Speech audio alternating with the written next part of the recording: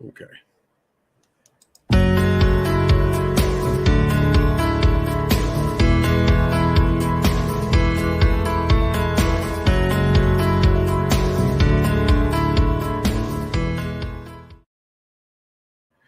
Hello, everybody. Welcome to the Hammer Podcast. Today is April 15th. I hope everybody's got their taxes done. I think this is the last day to do them. It's funny. I got mine done Friday, and I've never, ever had to owe the government anything but this year. So it's like, oh, man. And a couple of other people that I knew also, yeah, we had to pay in as well. I'm like, oh, my goodness, what's going on? It stinks. I know, it sucks. Anyway, we're here with Julie. Julie went to the Family Foundation School in Hancock, New York, from the year 1998 to 99. She'll give us the months. So let's go ahead and start, Julie. Oh, before we do, I want to make sure that if you want to be on the podcast, if you were at the Family Foundation School and you want to come on the podcast like Julie did here, just text the number below here. It'll also be in the description. So plus all the other social media. All right. And make sure to subscribe to the channel as well. All right. So Julie, start from the beginning. Why did you go there? Did your parents send you there? Yeah, my mom sent me there. I was definitely out of control. I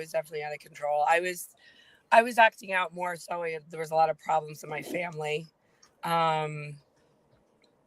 I was on the right track, doing the right things for most of my childhood, adolescence. And then, I don't know, probably around my early teenage years, I started getting into drugs. And I think, I was constantly trying to get the attention that I wanted particularly from my mother, and that I wasn't getting. And when all the performing, and doing well didn't work, I decided to try something else, I guess. I don't really know.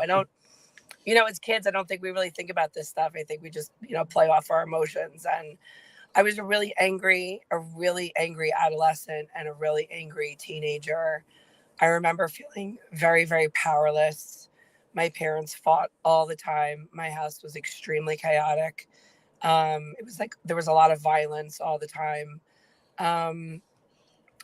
And it sucked. It sucked because it's like, I don't know. I always felt humiliated, and I felt like there was something wrong with me, that my family was like this. And, my friends' families seemed to be kind of all, even though there was dysfunction here and there, people got along. It seemed like people loved each other. In my house, no one seemed like they loved each other. So it was just a really angry kid. And I progressed through, hanging out with my friends and staying out too late, into, ending up in an inner city neighborhood in the Bronx, spending most of my time there, cutting school and being involved with people who were doing really bad things. And it just, I think I ask myself now that I'm an adult and I have children of my own, and I think to myself, my oldest is now older than I was when I started using drugs and going out and doing all these things. And I think to myself, she's a baby, and like, thank God I'm still here, Yeah. And are we talking about like pot and drinking and smoking? like cocaine. Cocaine. And, Okay. Yeah. And The harder stuff. Like hard liquor. And and you just, violence, and getting into trouble. And Right. I was, my boyfriend when I was 16 was like 10 years older than me. It was like really not a good situation, but these people seemed like family to me. It didn't, for some reason, I didn't feel like I was in danger. I just felt Right. like, this is my chosen family kind of a thing. And I got sick of that. I really did get sick of that lifestyle pretty quickly. I remember really kind of poignantly, like I have these, I don't know what to call them. They're almost like crystallized in my memory, like these very clear memories of snapshots of my life growing up. And one of them I'll never forget. I think it was like the night before I went to the family school. I was hanging out with two of my very close girlfriends who I went to high school with. Um, and we were just, hanging around and smoking cigarettes. And it was a very like calm evening for me. And I remember saying to them, I'm so sick of everything and I'm so sick of everybody. And I don't want to be doing making these decisions anymore. And I don't want to be, you know, I just want my life to like get back on track. And You didn't want to be making all the wrong decisions. You wanted to no, kind I of really take a didn't. straighter path. Yeah. Yeah, I really, really did. I didn't want to be using all these drugs. Like I knew that there was something more for me than this. And I remember saying to those two girls, like, I wish the next phase of my life would just hurry up and start already. and then, and then the next day it did. What age was this, Julie? I was 17. So I was 17. older. Yeah, I was Okay. older. I was older. When I went to the family, I was definitely older. And I think I had probably been through probably a little bit more stuff than most of the kids who get sent there. I was, for lack of a better like explanation, I feel like I was more of an adult by the time I showed up at that school than I was child. Like I feel like my childhood ended sometime around my 13 or 14. Like even though I was still a teenager, Hmm. I was very operating on the level of an adult and thinking like about things the way an adult would at that age. Well, you had to grow up quickly. I I mean, did. No, I yeah. really did. Yeah, I did. I didn't have So any, I was on my own. I didn't have any guidance. I didn't have any parental, like anything. It was just, it was a free for all. So, yeah. And I remember reaching out a couple of times to both of my parents saying, I'm in trouble. Like, I'm in trouble. Like, something bad's going to happen. And there was a couple of people that I was hanging out with in the group that I was in this neighborhood who were murdered within a short period of time of me leaving. So I do feel like it was, whatever you want to call it, not everybody believes in God, but I do feel like it was like providence that I was removed from that situation when I was. you Um, basically just got out just in time. I did. Yeah, I definitely Yeah. did. Um, and so, I think I don't really remember. I didn't, my parents didn't use the transportation services or ever. They just drove me up there. And I think what they told me was that I was going to be visiting a boarding school just to see if it was, a possible fit for me. And, and I was okay with that. I was kind of like, I think I had kind of more or less resigned myself to the idea that I couldn't stay where I was. Like I needed to move on somehow, and maybe going someplace away would be a way to break free from who I was hanging out with. And so they drove me up, and I remember getting out of the car and going up the steps to the main building and being directed into one of these intake rooms that they have. I Okay. think they have like 2 or 3 of these intake rooms, and basically they put you in there and they sit you with someone who's like a senior member, Yeah. like another student, to kind of like do your intake, for lack of a better word. And I had two. There were 2 girls who were Did doing my did, intake. did your parents take you there, drive you, or were you? Yeah, no, my parents drove me, and I didn't Okay. resist because I thought, well, they told me that I was only going to go up for a visit, that it was like a tour.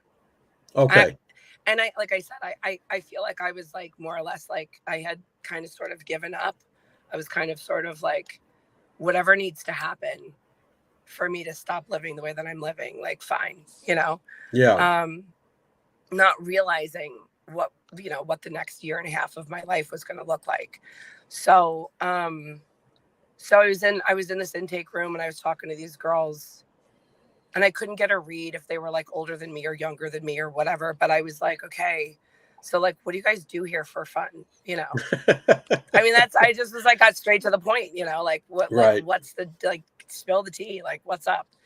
And they were very much like, we play sports and there's a choir. And I'm like, yeah, okay, fine. What else, and, And somewhere along the line, and I remember them going through like a trash bag of clothes and like putting my initials on the tags. And it started to register like what was happening. And I started to like believe them. Like I thought, I really am getting a sense that there's no fun being had here, you know, like Yeah. at all. Like it was eerie the way that the girls were behaving, you know, like it was just bizarre. Like I'd never seen What family kids were you act like in? that. I was in family 5. Family 5. Yeah. Okay. And the girls that were doing my intake were not from the family that I was in. I don't know what family they were from. So I came in June of 98 and both of those girls left in June of 98. So Oh, they were only there for like another, I don't know, couple of weeks before they left. And I remember this tall man, I think it was Bob Runge came in. He was like this tall, just a booming voice, like just very kind of like abrupt and harsh. He just walked into the room and said, you know, you're staying here. Your parents are gone right. and you're going to stay here until we think you're able to go home. And he like walked out. And I remember, again, these are like some of these moments are just like snapshots in time where I just have very vivid memories. Like I remember my face getting very hot and like this like ringing took over in my ears. Like I just was like in the moment, just like I felt like what I imagine a caged animal feels like really and truly like. And the only thing I could think to myself is, I need to get out of here. Like I need to get out of here. And I just quickly started scanning the room of like, what can I use? What can I do? How can I force my way out of this room? Because the doors are locked on the inside. There's 2 Right. doors in the intake room and they're both locked. You can open them from the outside and come in, but you can't open them from the inside and go out. Did they tell you how long you were going to be at the Family Foundation? They he may have said, I don't think he said 18 months. I know that was like the line that everyone was given. Right. I really did stay 18 months. I think because of my age, not really because of anything else. Right. And so I tried one of the doors and it didn't, like I figured out like, okay, I'm locked in. And the girls that were with me were getting a little nervous because I was standing up and kind of pacing a little bit. And I don't remember what they were saying because all I could hear was this ringing in my ears. And I saw that across the table above the head of the girl that was putting my initials in my clothing, there was a picture in a glass frame. I thought, oh, I can use that as a weapon, you know? Mm. And I had a very, I don't know. I'm a very different person today than I was then. And it made sense at the time, you know, that I needed to fight and I needed to defend myself. Looking back now, I'm thinking like, what the hell was I thinking? Yeah, You know, of course. that was dumb, right? Yeah, it was dumb. It was dumb. Yeah. Yeah. So But I picked up the chair that I was in and I threw it across to break the glass. And then I jumped over the table and I grabbed a shard of glass and I cornered one of the girls that was oh, doing my clothes and started screaming, if someone doesn't get me the fuck out of here, I'm going to kill her. And I think I meant it. Like I do think I meant it. I don't think that I was, you know, rational at that moment at all. Like I said, I really felt like a caged animal. It was the most I've been through a lot more stuff since I left the family school. And it was definitely the only time in my life I can remember having like tunnel vision of just like I just need to fight my way out of this, you know? right. And I don't know how much time passed. I think those 2 girls are probably, I mean, you know, if I knew, if I could remember even who their names were, I think I probably would apologize to them today. I mean, I would apologize to them today. I think, you know, from the jump, like a school whose job is to take in kids who are off the rails, to put them in a locked room with other students, you know what I mean, and not have other adults in the room. Right. When you tell someone who's my age and my size that we're basically imprisoning you, like it's a pretty stupid thing, a pretty negligent thing to leave students to do that job. Yeah, like it's just pretty awful. So, were you on the second floor?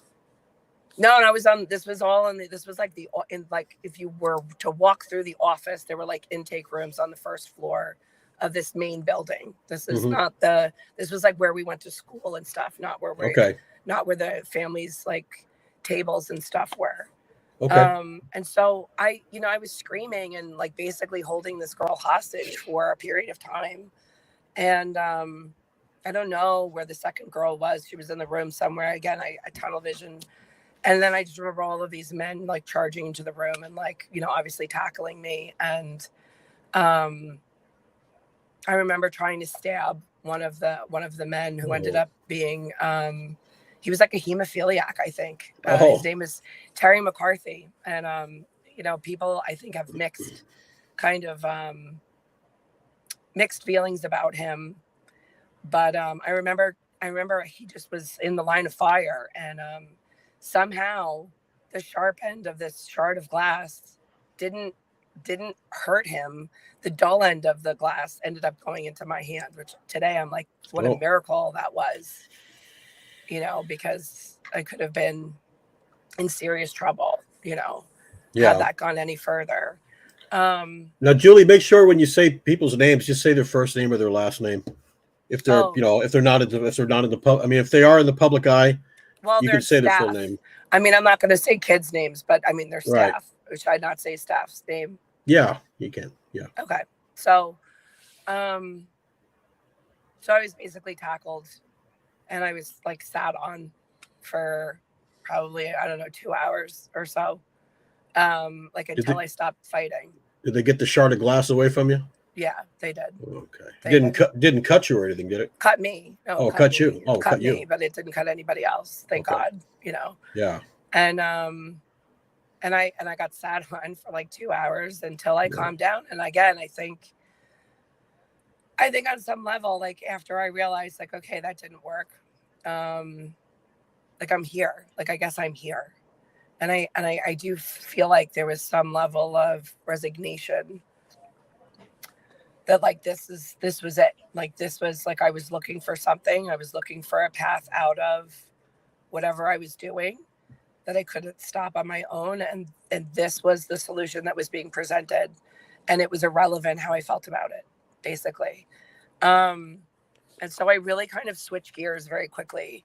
I immediately, after that 2 hours was over, they sat down, they gave me a big talking to, and basically said, if you try anything like that, you're going to be strapped down and isolated for days at a time. And there's, you don't want to go down that path. And there's no, was this the era of the, being rolled up in a blanket and duct taped, or was that already? Oh, it was. Okay. Yeah. This was still happening then.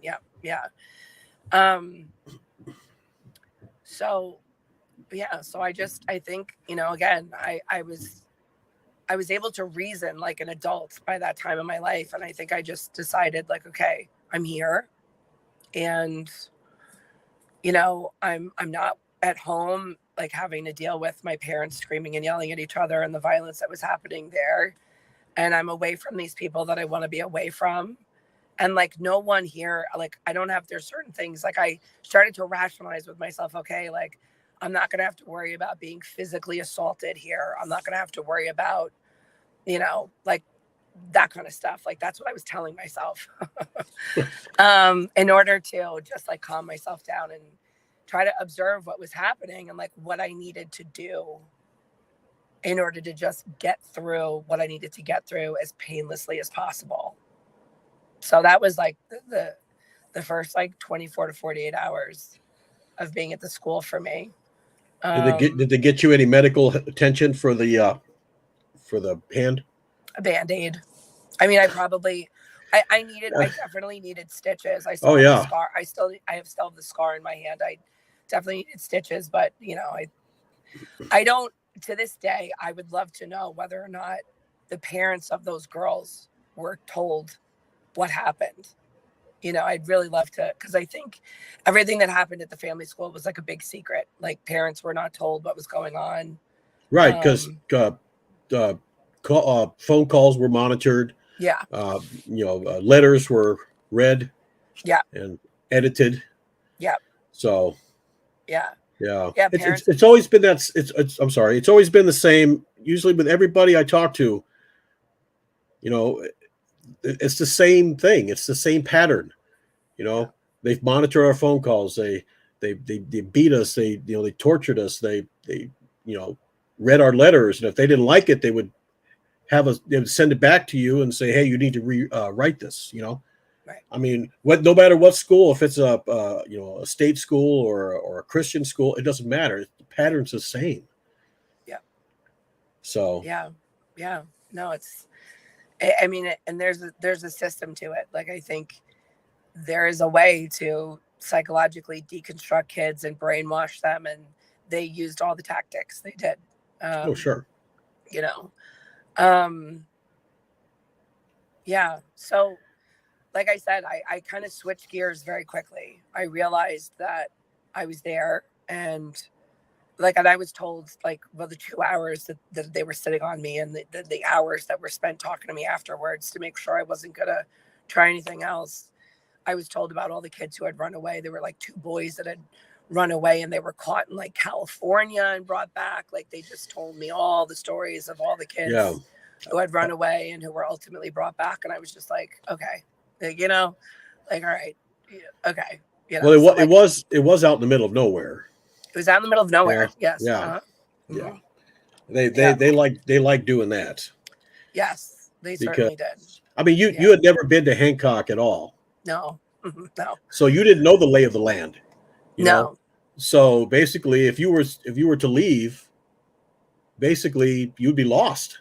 You'd be in the middle of nowhere. Yeah, you right. wouldn't, unless you're following the road. Which, of course, if you have any sense, you're not going to run on the road. Yeah, exactly. There's just thousands of acres of nothing, surrounding you. So there really wasn't any place to go. And they did that for a reason. Right. And the sad thing is, people tried anyway. People were so desperate to leave, they ran away in the winter with a foot of snow with no shoes on. I mean, people got desperate. Right. I remember, your brain. I feel like your brain will do weird things to rationalize or process what's happening when you don't have any control, when you have no privacy, when you have, at least my brain did this. I don't, maybe other people's brains don't function the way that mine does, but your brain starts to do weird things. You start, I started bargaining with myself and saying okay, just to pass the time, what part of my body would I give up in order to leave here? Would I let someone chop off my fingers to leave? Would I let someone just bizarre things that occupied hours and hours of my time? Really, it's just bizarre things, would I, if someone were to come and tell me we'll knock 10 years off your life and you can leave now, would I go for it? Really, really weird ways of thinking about things. Again, just because when you're trapped and you can't go anywhere, I think it's just survival is just all that takes over, Yeah, it's like caging an animal. Right. You know what I mean? It is 100%. They're going to get out any way they can, no matter what it takes. Yes. Yeah. So, yeah. The only advantage that they had was the wilderness around. Right. All the empty space that was around there. No city, no town. That was their advantage. Yes. So, yeah, and 100%. of course, what they had to do also, I think, and I've said this to other people, is they want to break you. Mm-hmm. Emotionally, mentally, physically. They want to break you because people who are broken are easier to control and manipulate. Right. Yeah. So if they can do that, they're golden. They pretty much got you. Yeah. Yeah. No, they definitely tried to do that. And so like I said before, I just started observing what was going on. I would observe through table topics, other people that you've interviewed have talked about them where, people get brought up at the table for various reasons. It's usually nothing that has any meaning at all other than it's this person's turn to get, to get beat up emotionally, psychologically. And it's probably all made up too sometimes. Yeah, it's all like, yeah. And I could tell immediately it was like, okay, this staff has a personal issue with this kid. They don't like this kid. This is their, freedom to like verbally and emotionally abuse this child. And they're using the table topic as an opportunity to do that. Or, this kid is probably guilty of something and they're going to get the drop on the other kid by bringing them up at the table and like owning the narrative of whatever it was that they did, it was all just, and so I just sat back and I watched and I didn't say much. And I realized, they really big about the 7 deadly sins. They were like obsessed with the 7 deadly sins. It was like all our, their program was loosely kind of sort of played on the 12 steps. Oh, like and AA. So of AA. And they were really, really big on kids taking their inventory. Like their inventory, meaning if you, I don't know, off the top of my head, if you took an extra serving of food that you weren't supposed to have and you were caught and you were brought up at the table, you were supposed to stand there, go through the 7 deadly sins in your head and figure out which one of those was driving your behavior and then talk about it. So like, okay, I was gluttonous because I wanted to eat more food, more than I needed, more than I should have, because I was trying to escape the way that I was feeling. I was prideful and arrogant because I thought I'd be able to get away with it. And it's wrong to break the rules, but I think I'm above the rules, like that kind of thing. Like this was how, like if you wanted a short table topic, figure out which of the deadly sins like apply to your situation, take your inventory and then sit down. And I saw that the kids who more or less did that were up and down in 2 minutes, 5 minutes. And the kids who resisted or who were like, no, that's not true. And so I was just like, whatever, whatever I'm brought up for, I'm just going to use my logic to like, whether I believe it or not, it doesn't matter. This is what they want. This is what I'm going to give them. And so that's what I did. And so I kind of worked my way into having a lot of freedom. I think, I don't think this would have worked had I been sent to the school at 14. I think my age was the driving force of why I was kind of moved up through the ranks as fast as I was. But it's also because I just like learned to play the game. It was like, this is what they want. This is what I'm going to give them. And that's it. And there's no point in resisting. Who cares?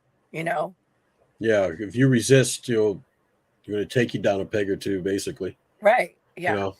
Right. So, yeah. And I learned not to have any negative, they called them negative contracts, where you like, there was a whole bunch of stuff we weren't allowed to talk about. Music, like I was big into like 70s rock bands, like when I was that age, and I wasn't like Led Zeppelin and all these like great bands, and I wasn't allowed to talk about any of them because it was all negative music. You weren't allowed to curse or to talk about like boys you thought were cute, or gossip about someone that was annoying you, like all things that like normal teenagers do. None of this stuff was allowed, but like kids were still kids, and so they still would do these things. We all slept in trailers. They had like however many trailers there were on the property, and there was like the boys' trailers on one side and the girls' trailers on the other. And we would go back to the trailers at night, and girls would start, like kind of gossiping or talking about this or that, and totally normal, totally natural. And it was then constantly used as fuel. At table topics. It was just over and over and over again. I figured, basically in this situation, you wouldn't want to trust anybody. No. Because people, your peers, people that that you lived with, basically in the trailers. Yeah. You tell them something that, hey, in confidence, right? You don't know if it's going to get back to the the staff. Yeah. No, that's right. trust issues, your self-esteem is down. Yep. You know, it's not a way to live. It's not. It was awful. And like those of us that were older that could kind of see the light at the end of the tunnel. Mm-hmm. You know, it's one thing when you're, 17, almost 18, or you're 18 and you're leaving soon, to think I'm going to just be alone. I'm going to be like a lone wolf here and not talk to anybody and not really befriend. Like you can befriend people, but like not really connect with anybody because you can't just be yourself. When you know that there's like a beginning, middle, and end.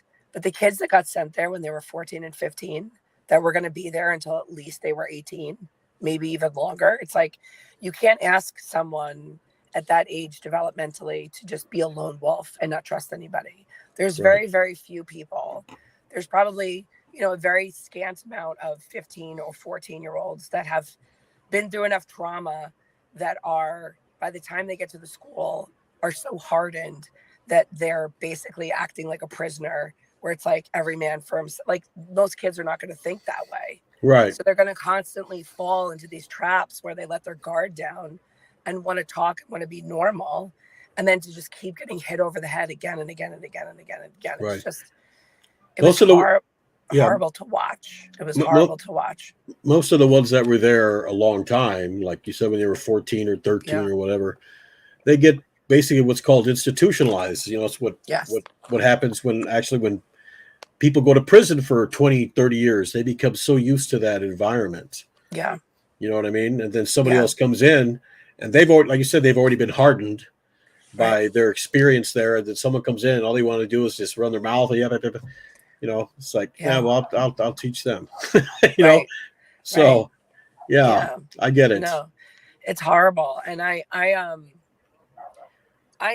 felt, I don't know, the girls that I was in the family with, I really did look at them like they were like little sisters. And I tried my best not to get on anybody's case.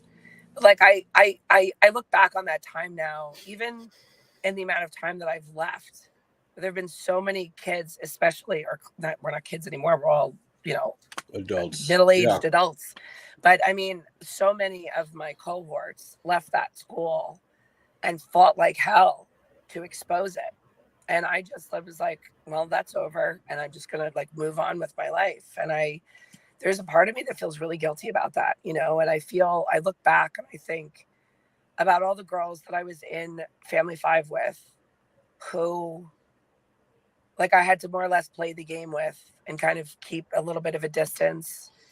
And I really tried not to get on anybody's case, and I tried not to give anybody a hard time. But like looking back, like I could have been a better, big sister by like letting them know, like, hey, like you may want to just keep your mouth shut. You may want to just not talk to anyone about, because this is what's going to happen. And that would have been honestly a negative contract they would have brought me up for probably. But you know what I mean? Like, I just wish, like, if I could go back, I wish I could have played the game less and taken a little bit more on the nose and helped more people out. Right. Because honestly, like, I didn't have a very hard time there. I just didn't. Like, to be honest, being psychologically tortured by a bunch of strangers was easier than being home and being psychologically tortured by my mom, Yeah. So like, there was just no, like, they did all kinds of stuff. Like there was sleep deprivation where we were woken up in the middle of the night and you stood in the gym because someone did something, and we're all going to stand there for 3 or 4 hours until someone comes forward. Or there was another time that someone did something. We all had to clean the girls had to clean the gym floor with our toothbrushes and then go back and then use those same toothbrushes the next morning to clean our teeth. Like, all kinds of stuff. And it was like, whatever, you know what I mean? Yeah. Like, I just didn't feel like I never felt like. The other thing too is like I eventually got, you get privileges to kind of go out with your parents on like first, overnights off the campus. Right. And then once you've proven yourself, that you're not going to do anything or take advantage, then they'll give you like home visits. And I remember every single one of those visits, like telling my parents like I need to go take a walk and like bumming several cigarettes off my father and like just going and like taking a walk by myself and, you know, smoking 3 or 4 cigarettes and going back to the school and not feeling like a need to tell on myself. Like I just was like, there's nothing wrong with that. I don't need to be telling on myself. Like Right. So I don't think, I think, like I said, like I think by the time I got there, I was kind of hardened enough by my own lifestyle and by like my family, my own, like, you know, between my mother and my father, like that dynamic and my age, that just a lot of the tactics that they used, I just didn't sink that far in. Like it bothered me. The stuff was like, you know, it was more traumatizing watching other kids be traumatized. Like that was the worst part of the whole thing for me, you know, of Yeah. watching, especially this is the thing that they did that I thought was like really the most cruel was taking psychologically fragile kids and taking them off their psych meds. Oh, they took them off the psych meds. Yeah, there was a lot of kids there that were their psych meds were played around with or they were removed altogether. Well, And that then was these kids would, you know, of course, predictably, absolutely freak out and bottom out and go nuts. And then these episodes would then be used as like proof to the children's parents that see they need to be here because look what they're doing, you know. yeah. Now to get back to the table topics, I know Yeah. you had said something about, you know, you wanted to be a big sister to all of the girls that were there. Yeah. Now, if they didn't do anything wrong, let's say everything went pretty smooth, and you had the table topics, and they said, okay, well, you have to say something about one of them, right? Yeah. Was that pretty hard to do? It's okay, she didn't Yeah, do anything, but now I got to make something it was up. pretty hard. And it wasn't like I wasn't, there was, I think there was 1 or 2 occasions where I was like, I have nothing to say because I think she covered everything pretty well. Right. I Kind of think feel she did a good job taking her inventory. There's nothing I can add. I only did that once or twice. I could have done that almost every time, really. But yeah. You'll feel almost like you betrayed them. You know what I mean? In a way. I do. Yeah. No, I absolutely do. I feel like I like shoveled a little shit on other people in order to make my time there as easy as possible. And now that I have kids, I'm like, that was horrible thing to do. And I wish that I had done more when people were like organizing and trying to get the word out about what was happening. And I was just like, I'm going to just live my life, you know, like I want that chapter to be over with. And I feel badly about that too, you know. Oh yeah. Because I don't think everybody, you know, everybody has a different experience of being there. They definitely used me. This is something I haven't mentioned yet. I don't think they used me to physically intimidate girls who were out of line. Because they can't, you know, there's certain things, there's certain lines that they wouldn't cross. Like they wouldn't physically intimidate anybody overtly. Like if you started freaking out, they would restrain you and then they could use whatever force they wanted to restrain you. That was like more or less okay. But if someone was like acting up, but not to the point that they needed to be restrained, but they still weren't complying, there was a couple of people, I was one of them, that would be used to like physically intimidate them into behaving. And, you know, it's awful. I mean, Yeah. again, like I can go back and say like I was just a kid and I was trying to survive too. But on the other hand, like I knew better. And Well, there was nothing you could do. I mean, self-preservation, that should be the first thing, you know. Sure. But I Then didn't, you know, I don't know. It was really horrible. It just horrible. did you receive any calls or letters from your family or anything? I almost never talked to my parents. I think I talked to them like once every 2 months or something. I just didn't. I was like, I don't care. You know, like I mean, even if they had called and say, "Hey, kiss my ass," I mean, I guess that would have been something. Well, I was close to my dad. I was close to my dad. God rest him. I was close to him.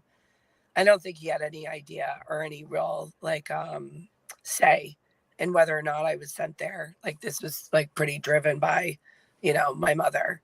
And to this day, like, all this stuff, of course, like I haven't thought about these things in over 20 years. It's been 20, what is it? 26 years or something since I've left. Something like that. I don't know. Right. And I haven't really thought about it much other than here and there. And then you saw the podcast for Family Foundation. Well, I saw the man who's being arraigned and indicted right now for sexual assault. Oh, okay. Yeah. And one of the staff members. Yeah. One of the staff members. And it brought it all back. And I remember, and I sent the FBI blotter saying, like, if anyone has any information about this person or the Family Foundation School, please message Family Foundation School tips at FBI.gov. Like, this is, So I sent this to my mother because it's like after all these years later, I've tried to, for the first 5 or 6 years that I was out, I tried to explain to her, like, this is what was really happening there. She was like, I don't want to hear it, and so I sent her the FBI blotter, and she was like, oh, well, I thought chorus was so good for you. I guess the high school that I was, that I guess the counselor from my high school recommended that I go to this place. I guess she didn't do her due diligence about that place before she recommended it to me. So I just think, some of us just are never going to get, whatever recognition or whatever, like amends or whatever kind of like, I don't know, acknowledgement. It was not the right place. Like I didn't need that. You know what I mean? Like I needed rehab probably. I don't know that I needed the family school, Rehab probably would have worked better. Probably. Yeah, probably. And it would have saved me like 20 years of hard labor in therapy following leaving there in order to be like a somewhat productive, normal person, Right.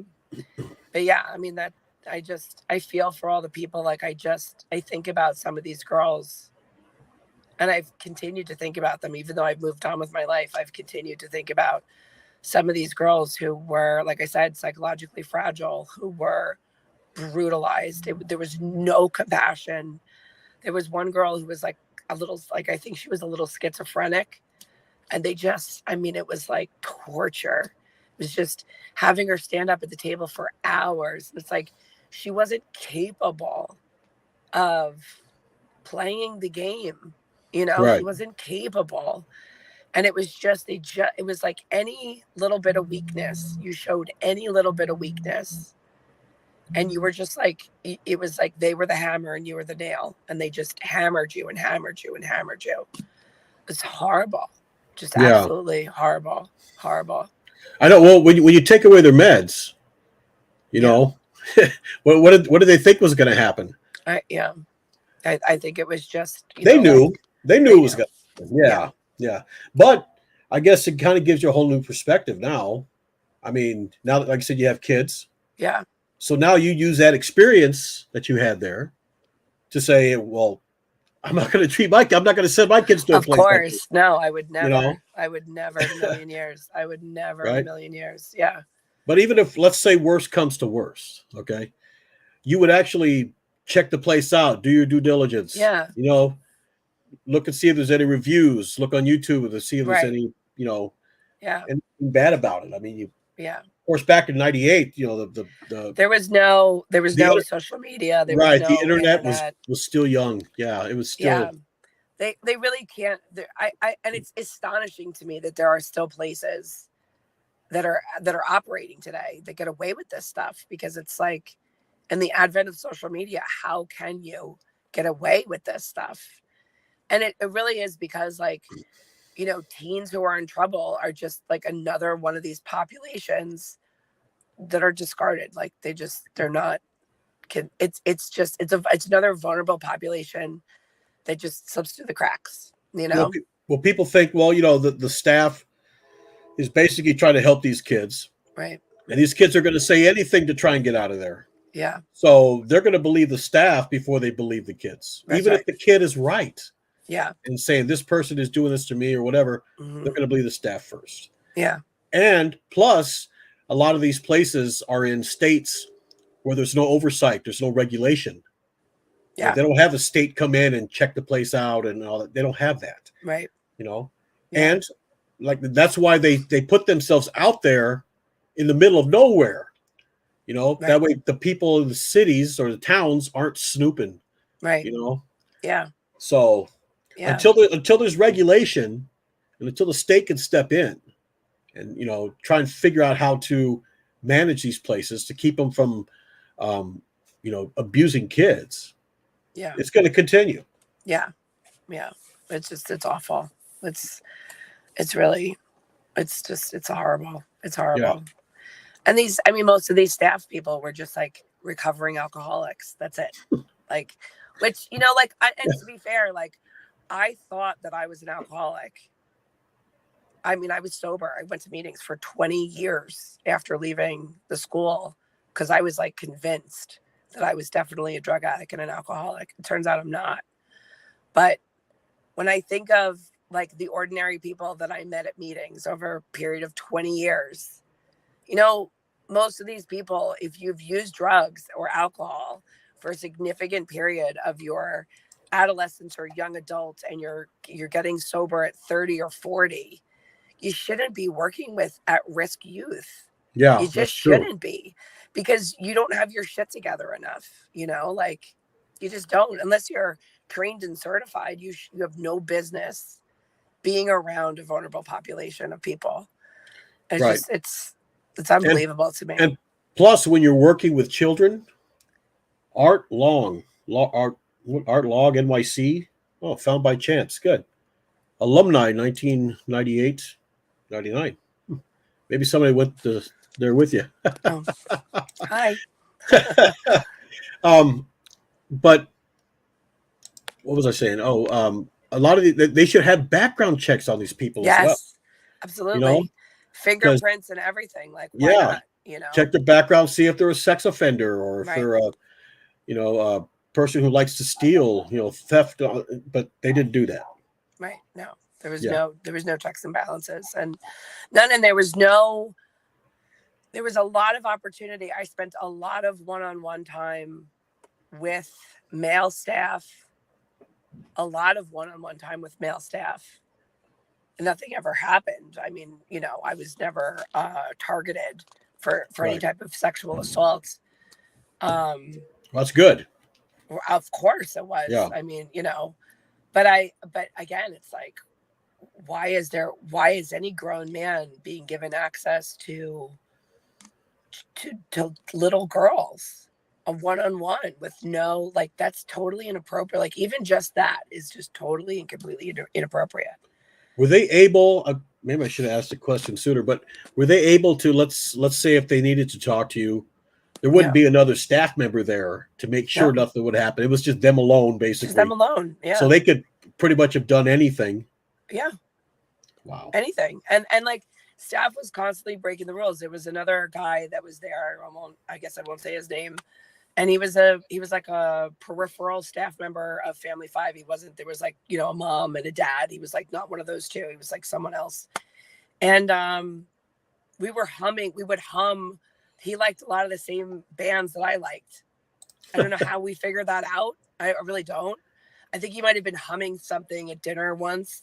And I was like, I know that. And I like hummed the rest of it. And it started this like year-long thing where every time I saw him, I'd hum something and he'd try to guess what I would, you know what I mean? Like this kind of stuff. And then if he was upset about something or whatever, he would threaten me and be like, if you don't do whatever, or if you don't bring up so-and-so, then I'm going to bring you up for all this negative contract stuff with the music. And I was like, what the hell are you talking about? Like, you're doing it with me, like,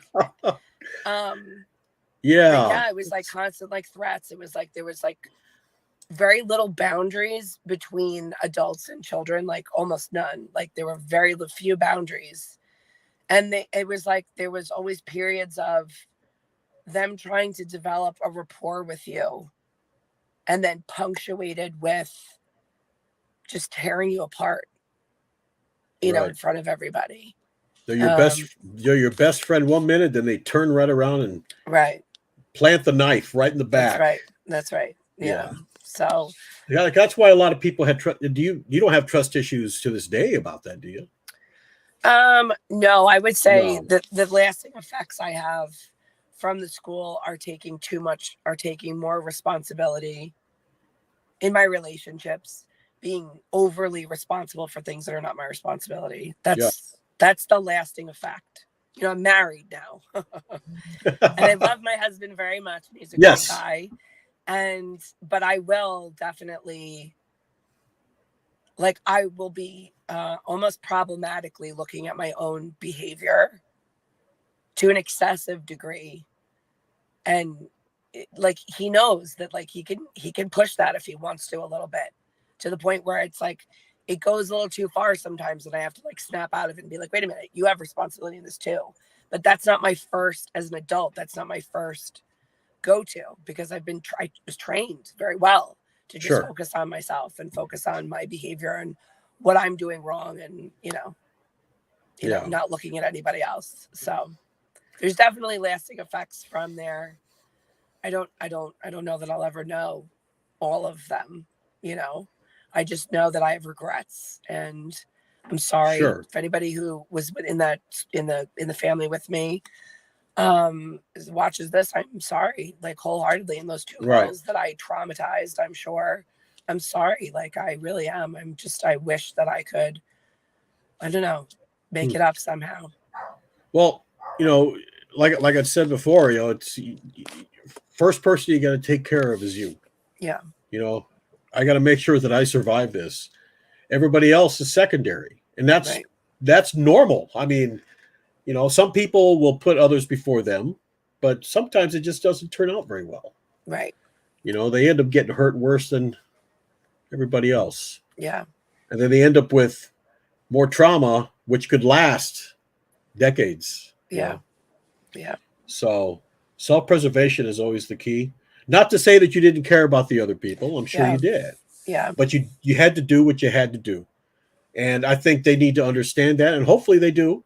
You know, that's what I think. I would have. I mean, if you did that to me 20 years ago, I'd be like, okay, that was 20 years ago. So what? Right. You know, water under the bridge. Yeah. That's how it goes.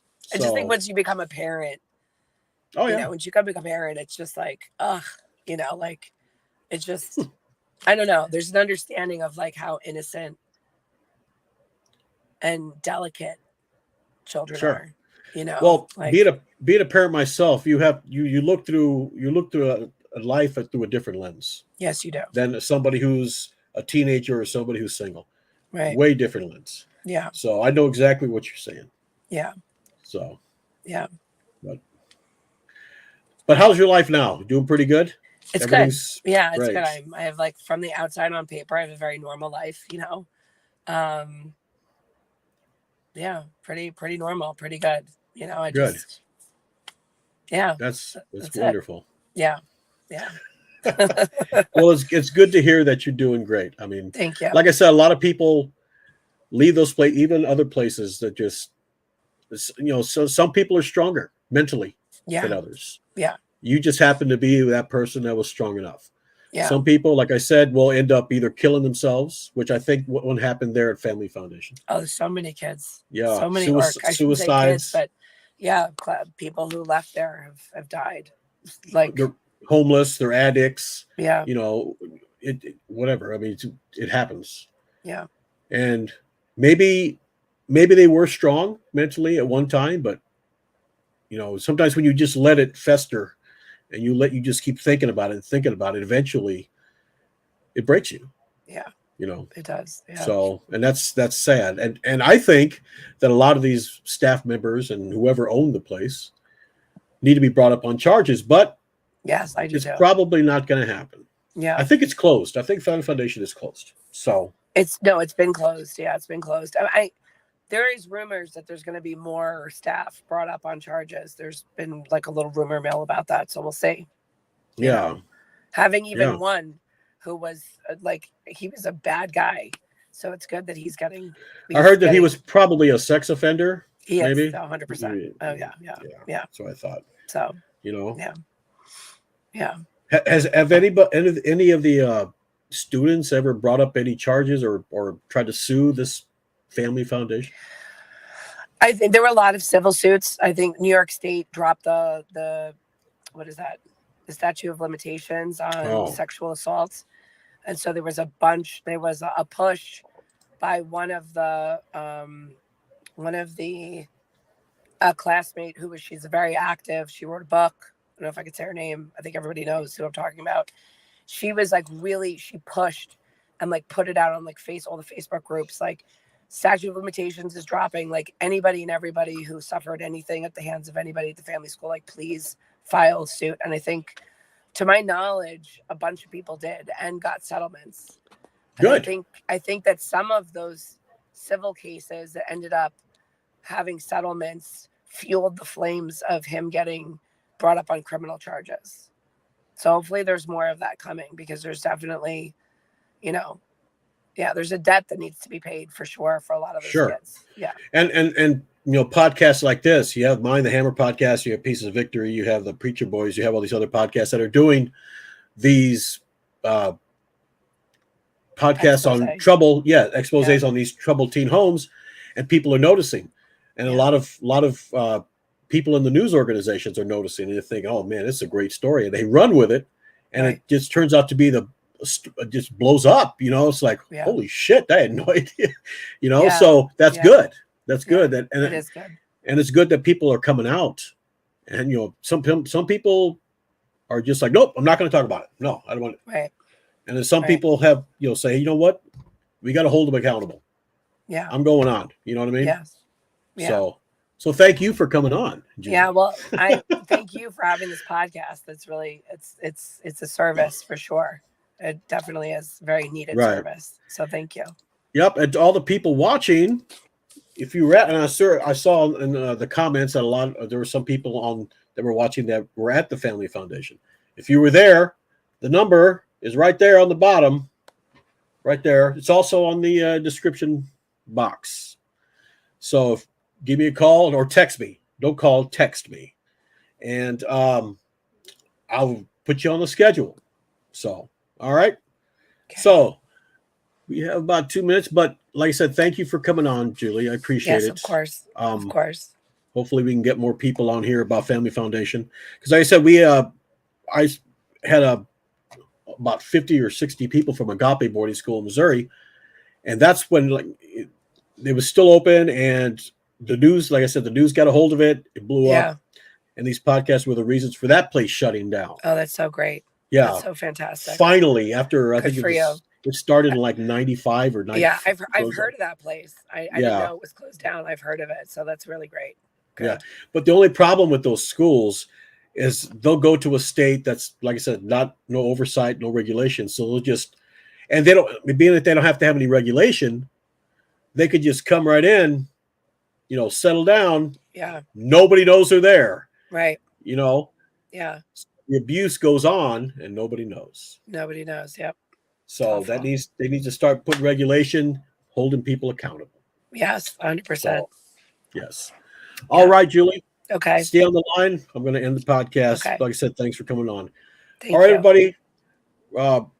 Probably tomorrow, I texted him, Matt from the Family Foundation is going to be on as well. Yep, Family Foundation, Matt. He'll be on tomorrow. So at 5 o'clock. I'm trying to do these on Mondays and Tuesdays at 5 o'clock because, how many people are going out partying on Mondays and Tuesdays? Not me. So usually Fridays and Saturdays, let everybody have their fun. So like I said, tomorrow, 90% sure it's going to be bad. I'll put it on the schedule. So for the Hammer Podcast, I'm Jason. You take care of yourself, take care of each other, and we'll see you in the next podcast. All right?